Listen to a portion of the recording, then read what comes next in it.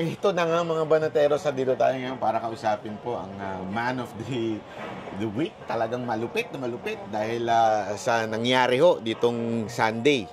Ngayon Tuesday. Mainit na mainit pa rin po. At ang umaten po doon, talagang inabangan ng tao ay walang iba kundi si former ES po na si Attorney Vic Rodriguez. Magandang araw po, sir. Hi, good evening. Good evening, Banat Bay. Good evening, Coach Oli. Good evening, Boss Dada. And good evening sa lahat ng inyong mga taga-subaybay at mga tumatangkilik sa inyong vlogs. Sir, umpisa na natin. Unang tanong, bakit kayo naandun? Ano bang nasa isip ninyo at umaten kayo doon sa Leaders Forum na yun? I was in Davao because like the Davaoenos and Davao City and most of the Filipinos and like the three of you, because I am not for sale. At kailangan nating labanan yung ginagawang paglalapastangan sa ating saligang batas. Marami nagtanong sa akin, bakit sa Davao, yung ba'y politika? Siyempre maglalabasan yung mga trolls, yung mga kanya-kanyang media operators ng tinamaang grupo. At pinapalabas, ito raw ay away lamang ng dalawang pamilya. Maling-mali yun. Masyado talagang linalapastangan ang katalinuhan ng Pilipino. Walang away political dito. Ang pinag-uusapan dito, yung paglapastangan sa ating saligang batas sa pamamagitan ng pagsubo sa mga ordinaryong mamamayan ng bastardong People's Initiative. And I was in Davao kasi po sa Davao nagsimula itong Leaders Forum at movement to go head-on against this fake, deceptive, tyrannical, and graft-ridden People's Initiative. So sinabi nyo nagsimula. Meron ba itong kasunod?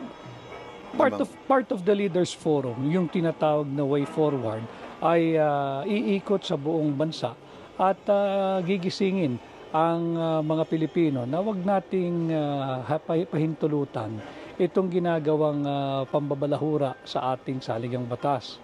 Alam niyo, mga kababayan, ngayon niyang meron tayong gumaganang saligang batas, nandyan sa section Article 3 rather, ang ating Bill of Rights. Ramdam mo ang takot ang mainstream media, walang ibinabalitang mga halos totoong balita. Buti nga ang social media, tinatawag nilang new media, nandyan kayo Diba? Gumagana pa yung ating fully operational, fully existing ang ating saligang batas. At nariyan pa yung ating Bill of Rights. Pag sinuko natin ito at pumayag tayo at sang-ayunan natin yung ginagawa nilang paglalapastangan sa saligang batas, hindi na nila ibabalik yung mga karapatang yan na nakasaad sa ating saligang batas. Kaya wag tayong pumayag. Pero ito, di ba, parang ang dating is, those, yung mga nangyari noon, it's because of this PI. Ito na nga, sinuspend na nga ng COMELEC. Hindi pa ba kayo titigil? Wala na, suspend dito na yun. Thank you for asking that. And dapat malaman ng ating mga mamamayan yung pagsuspindi ng Commission on Elections. Sa tingin ko, ang aking personal na analysis at pananaw, parte ito ng kanilang plano na pag tayo'y nabulilyaso, Chairman George Garcia, itigil mo pansamantala or indefinitely yung pagproseso ng People's Initiative. Unang-una, nalalaman ito ng chairman ng COMELEC, hindi mo dapat sinimulan ang pagproseso ng mga pag-validate ng pirma.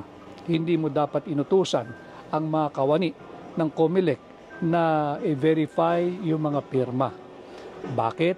As early as 1997, meron ng permanent TRO ang Korte Suprema doon sa kasong inihain ni dating Senadora Miriam Defensor Santiago. Malinaw ang ruling ng Korte Suprema doon. The COMELEC is prohibited from entertaining any petition on initiative on amendments to the Constitution until an enabling law is passed by Congress. Malinaw yun. Ngayon, kung hindi mo alam yan, mas may problema rin tayo. Chairman ka ng COMELEC Hindi mo alam itong batas na ito. It's a law because it's a jurisprudence. It's a decision by the Supreme Court. So you cannot feign ignorance. So may nilalabag si COMELEC Labag na labag. Labag na labag.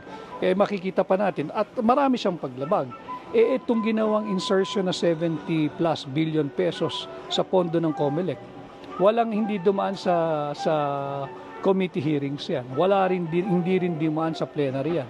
Yan ay isiningit during the bicameral conference committee meeting at nagkaroon sila ng karagdagang 70 billion pesos. Ito raw ay gagamitin para sa mga plebisito. Kasama na dyan yung initiative and referendum. Kumbaga pa, lagi ko sinasabi, kumbaga pa sa isang krimen, premeditated itong ginagawa nilang paglapastangan sa ating saligang batas. Kaya wag nating hangaan yung pagsuspindi ng COMELEC. Kaya nyo sinuspindi dahil unang-una sumipa na at nagising na ang sambayan ng Pilipino.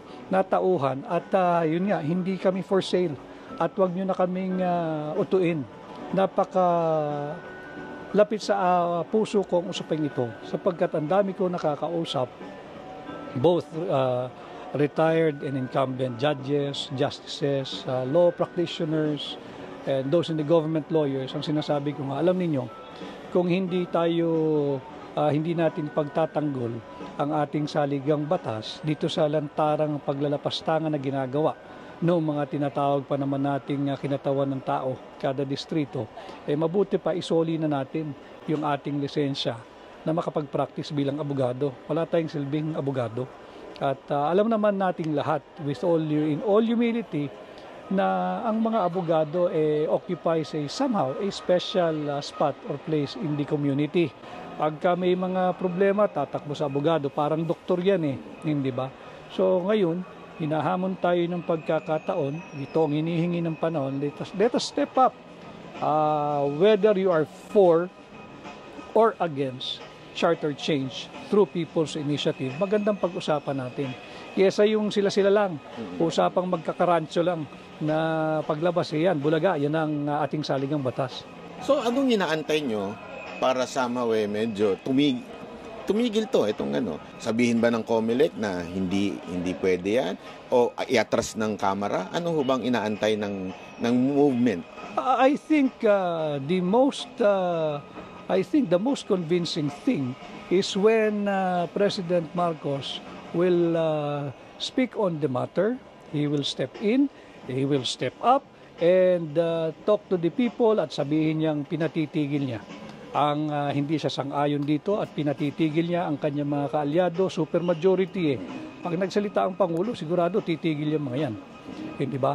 Never mind the House leadership. I don't think it will be forthcoming anytime soon. But who knows?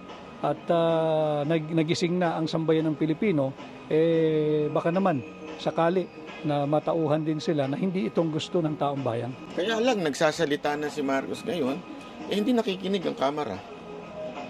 He needs to be more assertive. And, magsalita lang ng sincero, Pangulo, titigil yan. I-commit niya na hindi siya sang-ayon dyan at inaatasan niya ang liderato ng mababang kapulungan na itigil yan. Titigil yan. Pero hanggat walang ganun na open declaration and instruction, call it an instruction, or even an appeal, kasi nga, alam ko naman ang susunod dyan hindi ba? Na the President cannot do that. He is the head of the executive, but we are from the legislative branch, so separation of powers. Alam naman natin yun But wag na tayo magbulahan pa sa ganung bagay. Pag sinabi ng Pangulo, susunod yan. So it's not enough yung statement ni Senate President na sinabi na ni PBBM. Kailangan talagang siya ang magsalita. Kinakailangan. Para sa akin bilang isang mamamayang Pilipino, yun ang inaasahan ko sa Pangulo ng bansang Pilipinas. So do you think tama yung sinasabi ni dating Pangulong Duterte na itong People's Initiative is walang iba kundi ang asawa niya at saka si Speaker Romualdez? I can speak of that whether it's yung asawa niya. Yung topic lang natin na charter change, basta ang akin, basta pagka gusto mong patigil yan, titigil yan. Once you assert your presidency at sabi mong itigil nyo yan, hindi yan ang kinakailangan ng bansa natin ngayon. Look, today is, yesterday or today, nag-increase na magkano yung gasolina at ang presyo ng diesel, magkano na ang palitan ng piso at dolyar. Ito ba ang makakapagbigay ng pagkain sa lamesa ng bawat pamilyang Pilipino? Charter change ba? O ito ang magbibigay ng mas mahigit na pagkain at masasarap na inumin sa mesa ng mga nagtutulak ng Huwad na People's Initiative? Importante yung ordinaryong yung interes nila ang ating atupagin, hindi yung interes ng iilan na gahaman sa kapangyarihan na ang gusto lamang mapanatili yung kanilang sarili, yung kanilang pamilya, yung kanilang angkan sa kapangyarihan. Pero sir, do you think kaya hindi nagsasalita si Marcos about this? He's too weak? Kailangan maging assertive siya. Kailangan mas may umpag, mas may impact yung kanyang pagiging Pangulo at pag-utos sa kanyang mga kaalyado. Supermajority, laging binibida yan. Supermajority, ang bilis magpasa ng panukalang batas sa House, sa Senado, pag sinabing ganyan. This is the time. Pero may nagtatanong din na baka naman in reality, nasa kanya yung command. It's not, di ba, iniisip ng iba na si Romualdez to, ganito. Pero iniisip din man ng iba, imposible namang gagalaw si Romualdez nang hindi inutusan ni PBBM. What do you think of that? Whether nasa kanya yung command o wala sa kanya yung command, kaya nga ang sabi ko, you have to step in, he needs to step up, and make that the categorical pronouncement that you are not for the charter change through People's Initiative, and you are. Wag nang utos, sige na, pagbigyan na natin, may separation of powers tayo, hindi ba? May respeto tayo sa co-equal branch. You make an appeal as your president who enjoyed a 31 million plus mandate from the Filipino people. I urge you, and if I have to say please, probably please stop doing this fake People's Initiative because it's causing so much division. Sabihin niya yun. Pero sir, ito, since kayo, siyempre sinasabi nyo, merong mga ibang frustrated na. Kaya nga, siguro, isa doon si Mayor Baste. Parang frustrated na siya na walang ginagawa ang Pangulo at kaya nga niya sinabing, mag-resign ka na lang. Would you support that call? Ang konteksto kasi sa akin nung mensaheng yon ni Mayor Baste, even that statement applies to him, I think. I felt him during that forum in Davao. Sa tingin ko kahit yung kaya niyang gawin Parang ang nagkataon lang na ang Pangulo ay si Pangulong Marcos. But regardless of the political personality occupying the office of the President, tingin ko tama si Mayor Baste. At yun din ang sentimiento ng lahat ng Pilipino. Hindi lang para sa Pangulo, all elective officials. Kapag nawalan ka na ng pagmamahal at aspirations para sa iyong bansa o para sa iyong probinsya or para sa iyong munisipyo or para sa iyong barangay, the honorable thing for you to do is to resign. And that applies to everybody. Fast forward kasi dalawa yung topic na sinabi ni Tatay Digong na matindi. First, yung sa PI. Then the second is yung bangag. No. Then let's forward, fast forward. Assuming nagsalita siya, naging assertive siya, naging strong president siya, huminto yun. What's next? Hihinto na ba tayo? Dahil hininto na? O doon tayo sa second na binanggit ni Tatay Digong about bangag? Ang tingin kong magiging dulot ng ginawang Leaders Forum sa Davao, yung sambayan ng Pilipino magbubuklod-buklod at tayo naman ang magiging assertive this time. Dahil siguro binigyan ng benefit of the doubt, napakalaki ng mandato, 1 taon, sa kalahating taon at yan na nga, nagkakagulo na, nagkakawatak-watak na. Ngayon, namulat na ang sambayan ng Pilipino. We will be assertive. We will continuously watch them. At hindi tayo papayag, hindi tayo papalinlang. Baka mamaya stop and go Pagka nalingat ilulusot na naman. So we will be more assertive and maganda yun. Dahil yan naman ang essence ng demokrasya, di ba? Kung wala ng checks and balance sa sangay ng gobyerno, ang pinaka-check mo, ang pinaka-balanse mo is a united citizenry. Pag united ang citizenry mo, maganda rin yun. Dahil maririnig ang lahat ng tinig. Huwag tayong matakot. Huwag tayong matakot. Babanggitin ko yung akin nabanggit na isang araw. This was, I think, ang nagsabi nito si Viktor Frankl. Ang sabi niya, ang tao raw may live his life without friends. A man may live his life without wealth. But a man will not be able to live his life without meaning. Tayong lahat magbuklod-buklod, ang meaning natin para sa bansa. Tama na yung nagpagamit tayo, naisahan tayo, nalansihan tayo, hindi tayo uunlad bilang isang bansa, bilang isang mamamayang Pilipino. Maawa tayo sa ating bayan, maawa tayo doon pa sa mga kabataan Pilipino. Kawawa ito, walang matitira dito pag hindi tayo nagsama-sama. So, kahit seriously nito yung PI, diretso tayo. Hindi lang naman kasi PI eh. PI, yan lang ngayon ang nakasentro. Pero let's look the entire governance. Pagka tayo nagbuklod-buklod na, bantayan na natin. Hindi ba? Iparamdam natin sa kanila, hindi tayo papayag ng yung ginagawang paglulustay sa kaban ng bansa. Ako, I really feel bad. Bakit yung simpleng pagpapalit ng logo ng administrasyon, kinakailangan pa sabi ko nga tila whole of nation approach.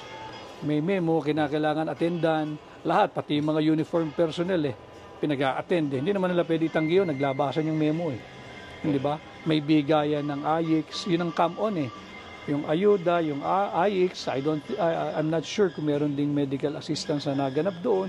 Chine-check yung attendance, ang danger pa ron pag nag-check na attendance, baka i-attach pa yun sa People's Initiative Petition Nakikita mo ba na hindi niya matatapos yung kanyang 6 years na term? Ako gusto ko matapos niya. Basta nagtatrabaho. Dahil I have to be very, very honest with you, gentlemen. Bahagi ako nung pagkapanalo ni Pangulong Marcos at ang laki ng hinirap ko riyan. And I wish him success. Hanggang ngayon, I wish him well. I wish him success. Siya ang ama ng Republika ng Pilipinas. Kung saan mapunta ang Pangulo, doon dadali ng bansa. Ganun talaga regardless of who the president is Pagka namali ng maneho yung piloto, may problema. Hindi ba? Baka mag-crash ang ating eroplano. So I wish him well. I hope he completes his term. Pero yung kapakanan ng tao, ang kinakailangan mong tingnan. Kaya ka nga nagkaroon ng ganong kalaking mandato Bahagi ako nun, nakita ko yun Hindi ba? Nagtiwala yung tao, umasa yung tao, naniwala yung tao. At doon ako papanig sa initially, yung 31 million na aming nakumbinsi sa pukpukang kampanya, and now 114 million since he is the president. Ako, isa lang naman ako sa 114 Hindi ko binibilang yung sarili ko na sa 31 million. Ang constituency ng Pangulo, kahit sino pang Pangulo, ay hindi yung bumoto lang sa'yo. Basta't nanalo ka na, yayapusin mo na lahat. Diba? Yung 31 nga lang dapat mong i-deliver yung expectation nun base sa mga sa mga agendang sinabi mo during the campaign, lalo na pag Pangulo ka na, lalaki na yung whether you like it or not, ikaw na ang ama ng Republika ng Pilipinas. Kailangan mong gawin at gampanan yung papel ng isang ama. Medyo papasok na tayo sa mga controversial issue. Kasi isa sa mga controversial issue is yung video na may mga nagbibintang pa nga na kayo daw ang source ng video na sinasabi ni Maharlika na ang issue daw is kayo ang nag-feed kay Maharlika. Yan ang bashing ng mga tao, yan din ang binibintang ng kampo ng mga vloggers ng mga Marcos. How true is this? Totoo ba na kayo ay may videong hawak at kayo po ay nagbibigay ng impormasyon kay Maharlika? Hindi lang kay Maharlika, Banat Bay. Ang ibinibintang sa akin, ako daw ang kumbaga kumukumpas sa mga vloggers to include kayo. And tayo, ngayon lang tayo nagharap-harap. Si Coach Oli ay kaklase ko ito nung high school. Pero binabanatan din ako nito. At lumalatay din ang katawan ko dito during the campaign. Kahit ikaw, binanatan mo rin ako But never once ako lumapit sa inyo. Why? Hindi ko gali lumapit. Dahil kasali yun Hindi ako iyakin. Diba? Yung ibinibintang na si Maharlika, kayo at marami pang iba, alam nyo, that was the fashionable thing or the in thing to do then. na kung gusto mo na mapansin ka ng mga powers that be, banatan mo si Vic Rodriguez. Kaya gumawa ka ng kwento na hindi pabor kay Vic Rodriguez para pansip-sip ba? Mapansin ka, ma-appoint ka, madikit ka. Ang kailangan mong gawin nun siraan mo ko ng siraan. But hindi naman ako nagsalita. Ang daming nanira sa akin hindi ba? Hindi ako nagpa-interview, hindi ako sumagot. Dahil ba guilty ako? Hindi. Dahil hindi, they don't deserve my energy, they don't deserve my time, and they don't deserve my attention. Dahil nga, if you have something against me, then show proof. Hindi tayo pwedeng, kaya ko rin magkwento di ba? Kawawa naman yung kwentuhan mo ng hindi totoo, tapos bandang uli siya pa nagpapaliwanag. It's the same old gimmick na yun ang aking linabanan nung ako ay nasa Malacanang, na hindi na ito business as usual. Sayang yung 31 million mandate banat ba hindi ba? I don't think, I hope, but I don't think in the near future maduduplicate yun. Kung maduplicate, di mainam, at kung sino man makaduplicate nun, dapat yung nangyayari ngayon should be taken as a lesson learned na from the get-go dapat pukpok na tayo. Huwag natin biguin yung expectation ng mga taong bumoto sa atin. At hindi na lang yun. Again, pag pangulo ka na ng lahat. Wala na, hindi na yung 31 million. Buo na yan. Yan ang constituency mo. Paglingkuran mo. Isang term lang naman Di ba? Wala namang re-election Ba't hindi mo pabuhos lahat ng galing, talino, nalalaman mo dyan bilang pangulo? So, may hawak po kayong video o wala? Yung video na yan, hindi ko rin alam kung saan galing yan. At kung anong video yung pinagsasabi nila. Matagal na yung video na yan I do not know kung saan nanggagaling yan. Nabanggit nyo yung dati, siyempre kayo ay talagang dikit na dikit kay... Siyempre, kayo talagang masasabi nating the only one na tumayo para sa ating Pangulo until sa lahat ng persecution na nangyari sa kanya. May mga kwento, didiretsuhin ko na kayo, actually lumabas din to sa isang vlogger na sinasabi, kaya daw kayo inalis o tinanggal ay dahil ayaw nyong ibahagi yung ibang mga projects. Okay, na parang sinusolo nyo lang daw kaya kayo tinanggal kasi gusto nilang coordinated ang lahat ng project o yung corruption under the administration of Marcos. Can you answer kung totoo ba to? Unang-una, again, hindi nga ako sumasagot noon. Ngayon na lang tayo nagbibigay ng pack. At hindi mo talaga maiwasan lalabas yung mga ganyan tanong Unang-una, hindi ako tinanggal. Ako nag-resign. At para sa kaalaman alam nito ni Pangulong Marcos, hindi pa kami nanunumpa. Nagsabi na ako Dahil merong, nalalaman niya to, may nagtutulak ng isang para dun sa appointment ng 4 na tao na matindi kong tinutulan. Siyempre, intriga, this was sometime May or June. Hindi pa kami nanunumpa nito Nominated pa lang ako sa incoming ES. I told the then President-elect BBM, ako boss, ganito na lang. Huwag mo ako intindihin. Okay ako. I'm willing to risk my nomination as your ES. Huwag mo lang i-appoint yung 4 na yan. Dahil corrupt yung mga yan at sisirain ka niyan. I'm willing. Let go of my appointment. Basta ipalit mo sa akin yung 4 na yan. Why? I want you to succeed. Alam niya ito. Sabi niya, no. Pinaghirapan natin to. Diyan ka lang.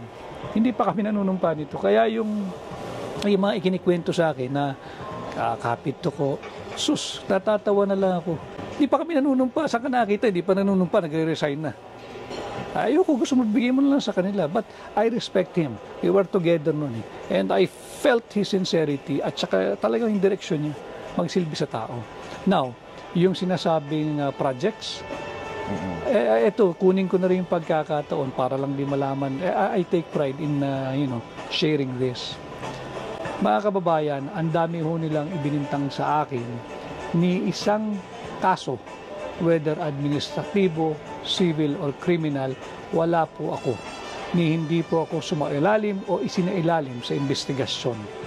Baka pagkatapos ng interview ito, biglang may lalabas na kaso. Yun lang. Dahil nga, just to prove me wrong. But also, mga kababayan, ni isang sentimo and this I say without exaggeration, ni isang sentimo, hindi po ako sumahod sa gobyerno. Hindi po ako sumahod bilang executive secretary. Kahit isang sentimo. At yan ay hindi pwedeng sabihin kabulaanan o kasinungalingan sapagkat nandyan po lahat ng records. Bulat-latin po ninyo. Malinaw yan. At wala ako sama ng loob. Okay lang sa akin yon. Dahil ganun talaga ang buhay hindi ba? Kapag pinag-initan ka, pinag-initan ka.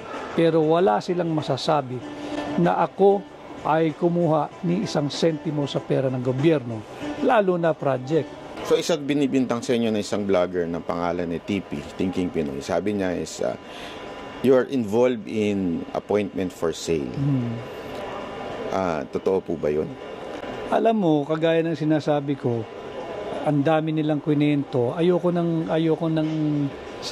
hindi ko siya sadyang sinagot kasi nakakatawa yung kanyang aligasyon, hindi ba? But anyway, itinanong mo ba, Banat Bay, yung sinasabing appointment for sale na 50 million, 100 million. Kaya lagi ko sinasabi, di bali na yung nagbigay, madali yung kung nagbigay ka talaga tapos hindi na ibigay yung pwesto, lalabas yun.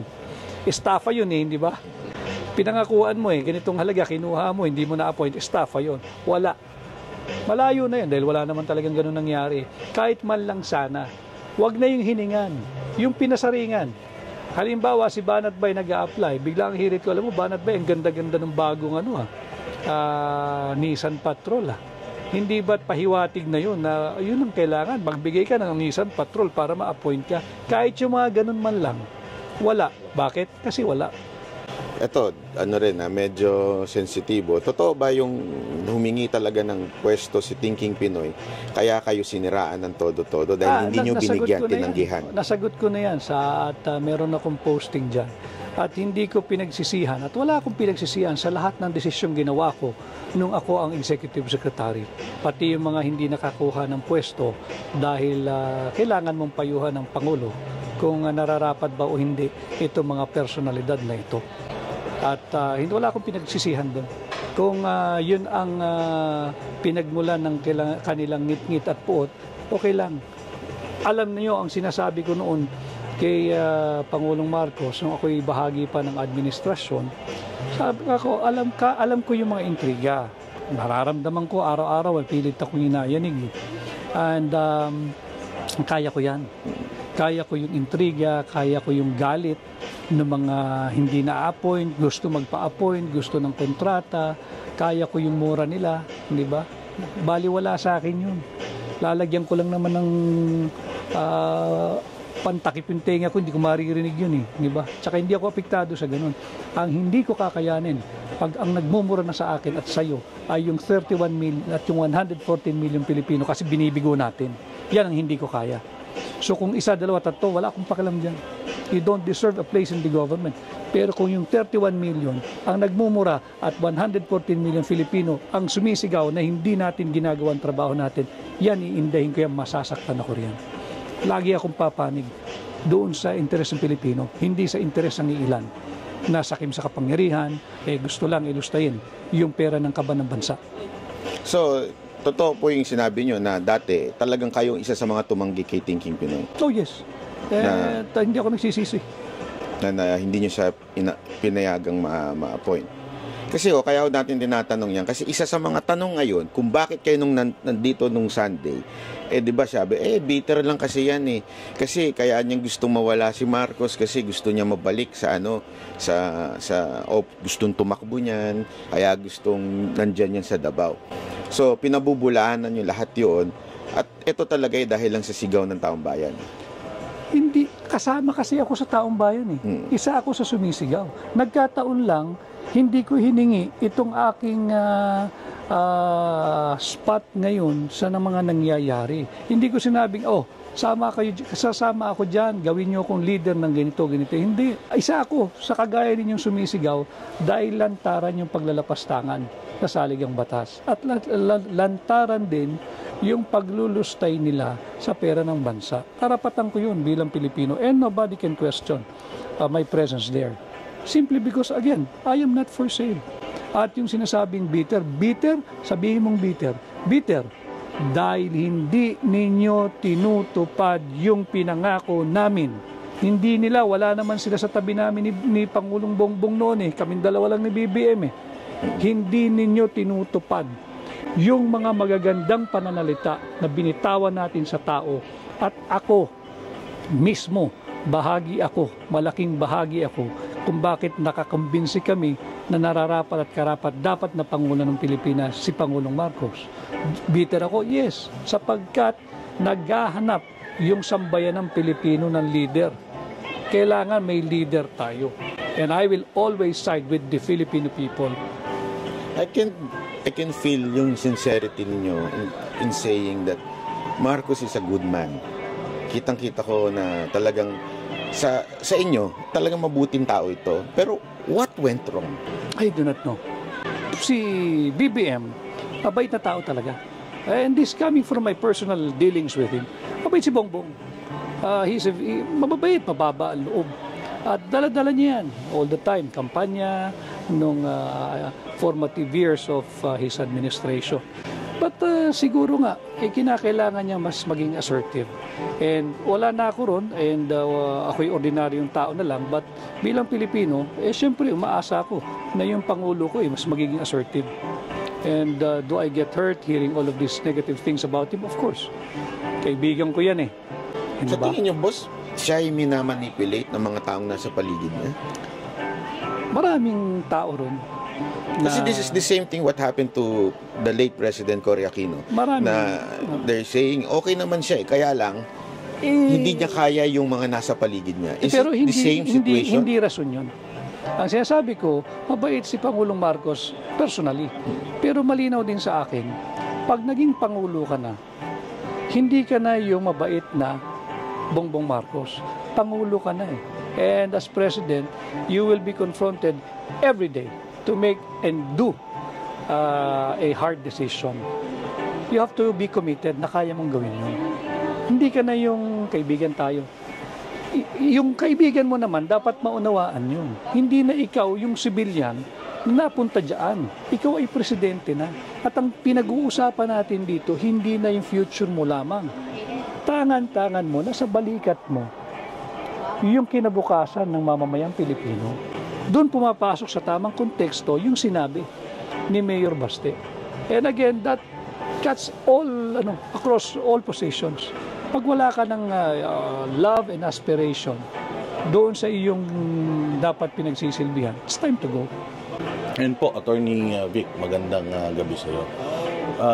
Yung sinabi mo kasi na si President BBM mabait at kapag ikaw ay presidente na, dapat ang maging priority mo na is yung bayan. And as a person, dapat magbago na rin yung mo.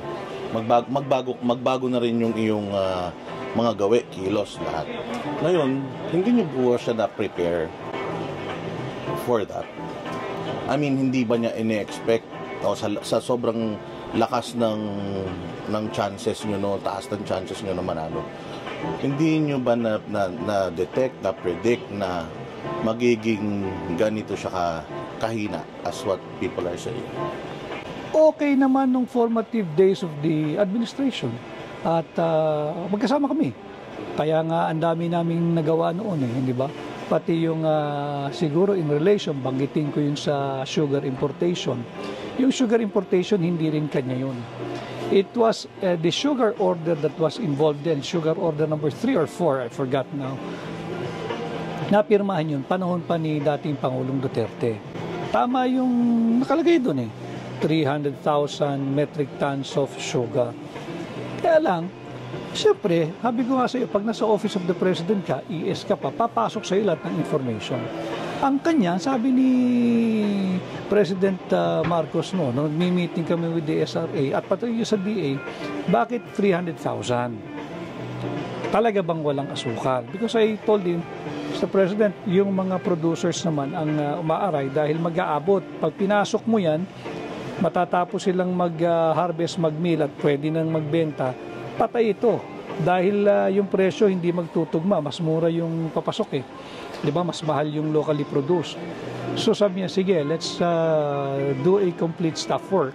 Alamin natin magkakano ba talaga yung kinakailangan ipasok. And so, trabaho. Ang daming info na pumapasok sa akin. Sabi ko, Mr. President, don't sign it yet. Dahil ang dami raw asukal na naririto. Papahanap ko lang. Series of raids ang ginawa sa mga warehouses. Ang dami naming nakuha eh. More than 300,000 metric tons landed. Hindi mo kailangan mag-import. So sabi ko, boss, itong 300 na to, gigisa ka sa sarili mong mantika. Nandito na pala yung mga yan. Hinord yung iba smuggle. Sabi, bakit di nila i-release? Mahirapan sila mag-release kasi ang drama nila may shortage. Pag linabas mo bigla yan, nang wala pang napipir mga sugar order, di may pinanggalingan yan. Either smuggled yan o hoarding yan.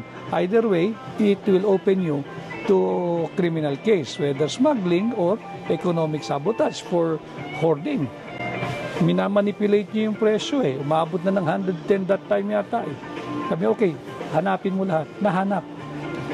Biglang iba na kwento. Akin daw yung importation ng 300,000 metric tons. Ako nga nagpahuli. Paanong akin yung 300,000 metric tons? And I was invited by the Senate Blue Ribbon. And I went. I think twice. And they came out with a report na clearing me of any wrongdoings. Klaro yan. Pero syempre, yung spin, bago. Hindi ko rin sinagot. Bakit? I'm confident of what I did. Nasa record yan. Nasa journal ng Senate, nasa record ng Blue Ribbon, na sila mismo nag-clear eh. Diba? So, wala. Okay. So, pagdating naman po doon sa kaninang sinabi nyo na kayo po ay nag-resign dahil ayaw nyo mapunta or makaposisyon itong 4 na tao na ito. Nung po kayo'y nawala na, tumupad po ba sila dun sa inyong kasunduan or at least man lang, in-honor man lang ba nila yung inyong call na wag malagay itong mga to sa posisyon? Hindi, nandyan eh. Nandyan sila? Nandyan eh. Kagaya no, iyon, parang nakakalungkot. Dahil nung nagpaplano kami, talagang aayusin yung gobyerno eh. Kasi yung 31 million, essentially nga, sa kanya rin ang galing ito, essentially, he was given by the Filipino people a clean sheet to write his presidency. Write your own presidency. And if you're gonna look at it that way, the clean sheet is like a blanket authority to do right, not to do wrong. Diba? Na you act with justice at hindi ka dapat mang-oppress. At isulong mo yung ikabubuti ng bansa mo at ng mamamayang Pilipino, hindi doon sa interes ng ilang negosyante, politiko o kamag-anak o kaibigan. Nagsisi po ba kayo na kayo'y umalis? Or somewhat, naisip niyo po ba na kung nandiyan sana ako, nag-guide ko sana Hindi siya? rin ako tatagal eh. Hindi rin ako tatagal. Kung nag-decide ako na nandoon pa, it will just be a matter of time. Aalis din ako. Because nobody can force me to sign anything. Nobody can force me to do anything na sa tingin ko'y mali. At hindi rin ako magtatagal. Aalis din ako. Okay, mapunta naman po tayo doon sa Davao. So, ang sinasabi niyo po ba, kasi iba-iba ang ang perception ng tao tungkol sa nangyari sa Davao. Yung iba gusto na siyang mag-step down. Yung iba gusto siyang forcibly paalisin. So para po sa isang ESV, yung former ESV, ano po sa tingin, ano yung pinakamagandang gawin? Although nasagot nyo na kanina, ano po yung pinakamagandang mangyari? Ang pinaka-resulta na nitong ginagawa natin na to, particular yung dyan sa Davao? Gawin ni Pangulong Marcos yung kanyang mga magagandang layunin na inilahad sa taong bayan nung kampanya. Huwag na siyang lumayo doon, di siya magkakamali ron. At may pruweba naman eh. Nung binanggit niya ito yung mga nais niyang gawin, kung siya'y pagkakatiwalaan at bibigyan ng mandato, ibinigay eh. Ang dami nga niyang boto eh. Ibig sabihin, gusto ng tao yung narinig nila mula sa kanya. Huwag kang lumayo doon. At hindi ka rin magkakamali. Huwag kang maniwala doon sa nakapaligid sa iyo at kung ano-ano ang sinasabi na pang sarili lamang. Huwag kang pumayag na lapastanganin ang saligang batas. Yung 1987 Constitution, masyado lang ang Pilipino kasi alam mo mapilyo keso Cory Constitution. Cory Constitution kasi panahon ni dating Pangulong Cory. But we only have one Constitution and that is the 1987 Constitution. Whether Corista ka o Marcos ka o kanino ka pa. Iyan ang ating saligang batas. Okay, kung gagalawin natin yan, okay naman. Basta't balang kasi ng mainam yung mga provision na gagalawin. Hindi yung basta't people's initiative. Babaguhin natin ang ating saligang batas. Anong pagbabaguhin natin? Inuna mong pirma Di ba? Pwede ba namang pumirma ka sa isang bagay that you're affirming that you have read and understood the content of something, wala kang pinakita sa iyo, basta't pirma ka lang. Pirma ka sa signature sheet or attendance sheet, tapos ididikit na lang na ganun. Hindi yan yung diwa nung Section 2 of Article 17 of the 1987 Constitution. That's not the people's initiative na pinag-uusapan doon sa artikulong yan ng ating saligang batas. Yang ginagawa ng mga miyembro ng supermajority sa Kongreso at yung mga ibang nasa local government unit, ito ay malinaw na panlilinlang sa taong bayan. Tandaan ho ninyo yung mga taong nanloloko sa atin. At pagdating ng araw ng halalan, araw ng paghusga, huwag nyo nang tangkilikin yung mga yan.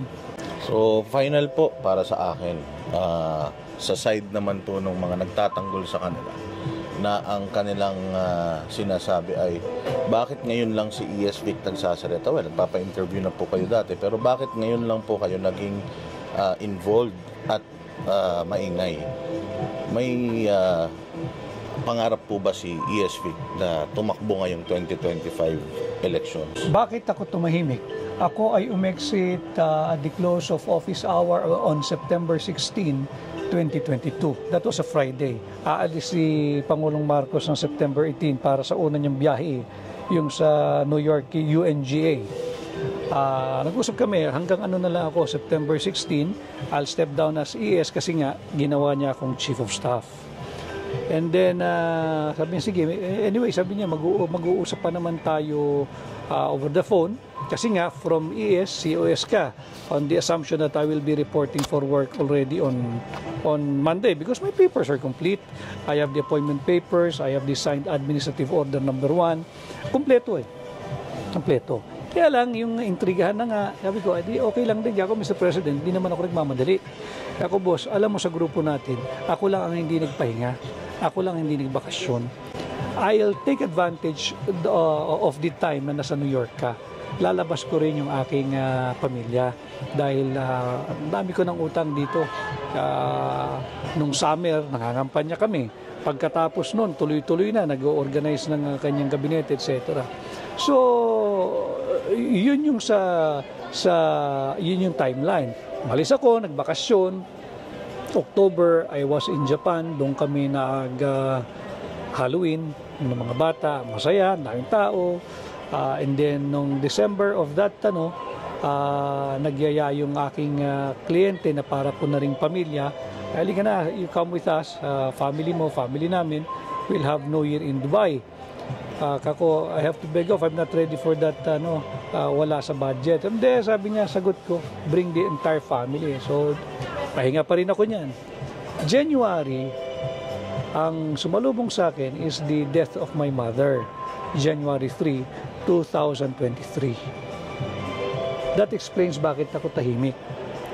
Dahil, ayokong nalungkot ako, nanay ko yun malapit ako dun, paborito ko nun, kaya mga aminin, mga masboy, at mahal na mahal ko yun. So, lahat tayo may way of grieving Siguro ang grieving ko, parang kung tinamad, ayoko lang. Gusto ko lang sa bahay ako. I try, drag myself, meeting people, meeting clients, may kulang Hindi ako yung nade-depress. Siguro ganun malapit na talaga ako ron. And then, sabi ko, respeto na lang sa nanay ko hanggang January 3, 2024, hanggang magbabang luksa. Na-timing naman lahat ng mga ito At itong People's Initiative, wala rin naman sa plano nila ito eh. Ngayon lang itong January. Ang problema nila masyadong kumbaga overspeeding. Hindi ba? Ang daming cutting corners ang inabot nito eh. Akala nila hindi magrereklamo ang Pilipino. Namihasa ba? Walang nagrereklamo, walang pumapalag. Hindi naman kasi, alam mo tayo kasi matimpiin eh. Pasensyoso Pilipino eh. Pero paglantaran na panloloko, subukan mo. Ang mga misis ganyan din eh, di ba? Alam naman nila may kapilyo yung mga asawa nila eh. Wag mo lang akong hindi bibigyan ng mukha o respeto. Pag yan ang ginawa mo, away tayo. Yan ang nangyayari sa ating bansa ngayon. So, yung palang dahilan kung ba't di kayo nagsasalita, it's really, you're grieving for a year somehow. Nanay ko yun eh. Nanay ko yun. Lahat ng nakakakilala sa akin personal, alam kung gaano ako kalapit sa nanay ko. At alam na kung sino ako sa nanay ko. Paborito ako ng nanay ko. Nakakayaman kami sa mga kapatid ko at sa viewers niyo. Pero yun talaga eh. Malapit sa mother. Oo. At Naintindihan mahal ko yun. Naintindihan naman ng taong bayan yun. Pero ito ang tanong. Kayo po ba'y malapit kay First Lady Lisa Marcos? Malapit ako sa mag-asawa. Sa kanilang pamilya. Kami lang naman magkakasama nun. So kasi ito yung laging tinatanong ng iba that BBM is being controlled by First Lady Lisa Marcos. May katotohanan ba dun? I do not know kung ano yung binoculars na gamit nila at yun ang pananaw nila. But ako, ang para sa akin lang, yung binanggit ko sa inyo kanina, I just hope na makita that the President will be more assertive and that he will be President. So, pwede pa ito maayos. In your opinion, maayos pa ba itong... Kasi alam nyo, sa totoo lang, lahat ng tao ngayon, medyo, akala ko ba, close si Duterte, tsaka si Marcos, yung nga ganun, nagugulhan na. Do you think there's a solution to this? Basta't ay approach natin yung problema with sincerity, transparency, and accountability, maayos to. Pero pagka nagkalalansihan at linlangan, hindi maayos to. Kaya nga umabot sa ganito eh. Dahil nasagad ang tao lukuhan ang nangyayari. Hindi ba linalapastangan ang ating saligang batas, linulusta yung pondo ng gobyerno. Ngayon, pagka ang pinag-usapan na ang bansa, let's not give up on the Philippines. Sinabi ko ito, na pinanganak tayong Pilipino, mamamatay tayong Pilipino. Isa lang ang bansa natin eh. Pag sinabi, hindi ka na, tulong-tulong tayo para sa bansa, walang problema. Count me in, pero kailangan sincero ka. Kailangan totoo ka. Kailangan walang nakawan. At kailangan hindi na ganitong sistema. Sa tingin ko, ako for my own opinion, sa tingin ko, isa sa mga mag-aayos nito is matanggal ang speaker natin. Kasi siya naman ang parang naging simula ng gulo ng lahat na to. Do you think it would help kung si Speaker Romualdez umupo muna, medyo magpahinga na lang muna? Baka makatulong dahil meron na rin ako naging pahayag dyan before na ang kinakailangan natin is change in the house, not charter change. Di ba? Hindi perpekto ang ating saligang batas. Pero pagka ganito yung mga magsusulong, hindi ka magtitiwala eh. Hindi ka magtitiwala. So you think Romualdez is involved sa PI? Directly involved? Sinabi na mismo nung proponent kanina sa Senate investigation itinuro na siya So, ano pang denial mo?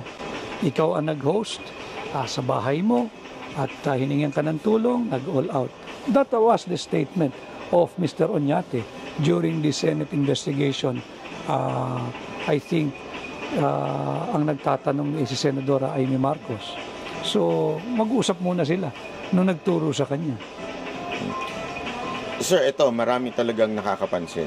It seems you're really close to the President and they like what you're doing. Sigurado ko, people are pushing you to run for Senate. Hindi niyo po ba nakukonsider na tumakbo sa Senate? Mas effective akong tumutulong sa likod At for some reason, mas gusto ko yung ganun Kaya lang, isa pa, yung asawa ko ayaw na ayaw yan. Pero sabi ko nga sa kanya, alam mo, pagka nakatadhana, kahit anong iwas mo, kung iyo, iyo. At kahit naman anong gusto mo, pag hindi iyo, hindi iyo. So, antayin natin kung ano ang nakalaan. I'm not going to lose sleep if I'm not going to run and be a senator. I'm not going to lose sleep over it. Hindi magbabago ang buhay ko, baka nga mapabuti pa dahil pribado. Pero hindi rin ako tatalikod kung ang nakataya na ay ang kinabukasan ng bansa at ng sambayan ng Pilipino. Mahal ko ang bansa eh. Wala akong any idea or reservation in mind na magmamigrate ako, pupunta ako. Wala eh. Mahal ko Pilipinas, mahal ko Pilipino. Handa ako maglingkod. Pero, I think I'm better behind the scene, tulong, etc. But hindi mo masabi ang kinabukasan.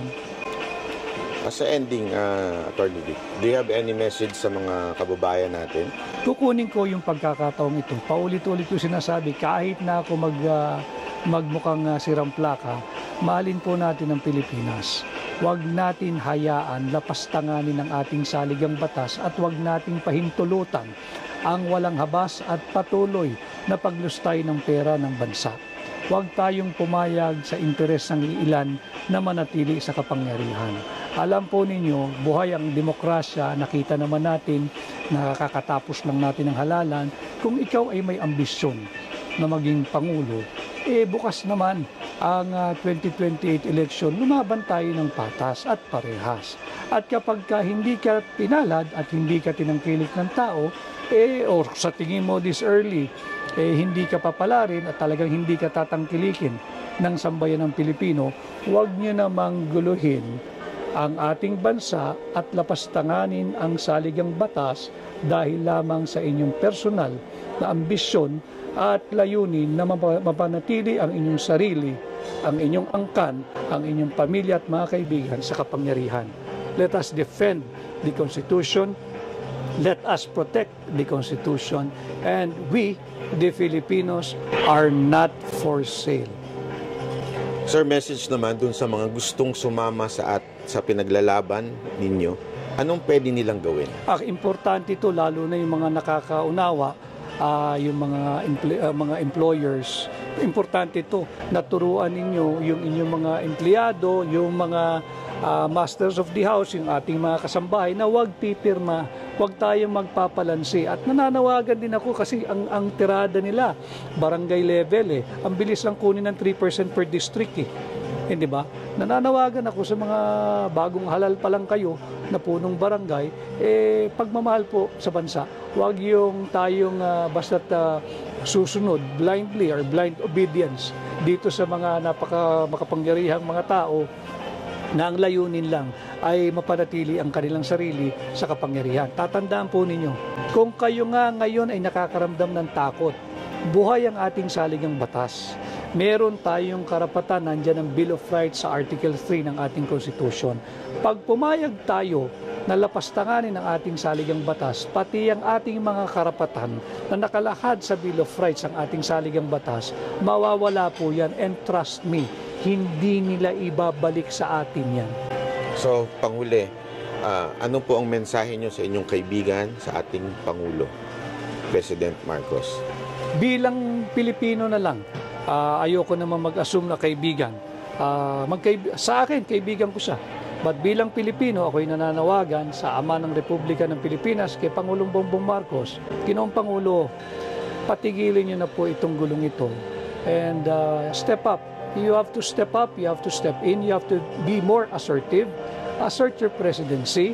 You're being the president. Kausapin nyo.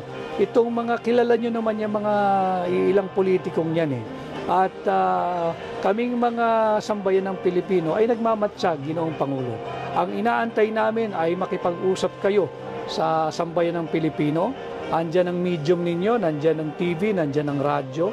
Kausapin po ninyo kami at assure us that you are not behind this move na lapastanganin ng saligang batas at hindi nyo kinukonsinti ang ginagawa ng ilang gahamang politiko na lapastanganin ng ating saligang batas upang mapanatili ang kanilang sarili sa kapangyarihan at ipahayag din po ninyo na hindi kayo sumasang-ayon sa walang habas na paglustay sa pera ng bansa. May message po ba kayo kay Pangulong Duterte? Ay, kay Pangulong Duterte, maraming salamat, PRRD. At pasensya ka na kahit alam kong may edad na si Pangulong Duterte pero hindi pa rin niya tinatalikuran yung kanyang pagmamahal sa bayan, makikita mo si Pangulong Duterte, pwede naman siya manahimik na lang eh. Nothing more to prove. No more mountain to scale. Ika nga, hindi ba? Naabot na niya yung tugatog, naging Pangulo na, mahal ng tao hanggang sa ngayon. Pero hindi rin siya siguro makatulog pag alam niyang linalapastangan na yung saligang batas at may tangkang talaga naman baguhin yung sistema ng ating pamahalaan just to benefit very few, a handful of politicians desirous of perpetuating themselves or himself into power until God knows when. So maraming salamat Pangulong Duterte at ako bilang Pilipino, kaisa po ninyo ako dito sa ginagawa nating panggigising sa sambayan ng Pilipino na huwag tayong pumayag sa ginagawang kalokohan ng mga ilang tiwaling politiko na gustong lapastanganin ang ating saligang batas. Mabuhay po kayo, Tatay Digong, and I wish that you will live longer para naman meron pa tayong kasamang nagbabantay sa ating saligang batas at sa ating bansa. Maraming salamat po sa ngalan po ni Boss Dada, ni Coach Oli. Ako po si Banat Bay, mahalin po natin ang Pilipinas.